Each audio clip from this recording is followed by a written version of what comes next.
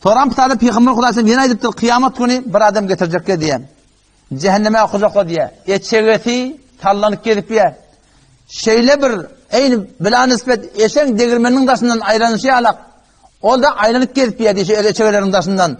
Cehennemin adamları yankıyını görüp hem taşlarını üçüp neyme bir bela neyme. Bu bolup versin neyme. O sen ödün bir de kavla attırayt yadın. Sen bu bolup versin neyme. Alımın kurunsa. Alımı iki neyme. Bir emeldi. Sen neyme edip verdin. Bugüne neyme düştün. Onu aytacak diye şeyle. Men size aytyadım. Ödüm etmeyedim diye bekledim. O zaman şu taydan alım dedik. Admin ahun dedik de. Haytı bir kişi ki bilip durup da yine halka da aytya. O yine de ödetmeden Huday hakikaten Müslümanlığın öteki kıyamet günü şeyle bir yağdayı olacak. Sebebi Meraç'ta Peygamber Hudaysam gördüm diye adamlar var doğduklarını ottan bana kaysırmen ketiyenler.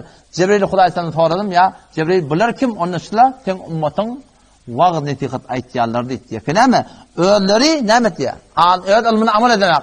Hatta diye kafirlerden ne önce cehennemin taksırları şu alimi ilmini amal etmeyaptır. Önce şunu tutacak diyor.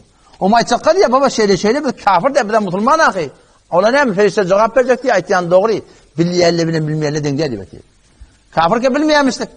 Sen bilmeyenmiştin, bilmeyenle bilmeyenle denge diyor diye Huday takkanın. Sondan şu tuğratında şeyle bir portiyit yankılardan geliyor diye şeyle bir portiyit cehennemiyle adamları baba bir ön kurumuz evimizde olacak. Sen portiyitin ne mi? Ne ettin sen? Yankı vurdun. Alimi ki ne mestada bir amal geçiptir diye Huday takkanın.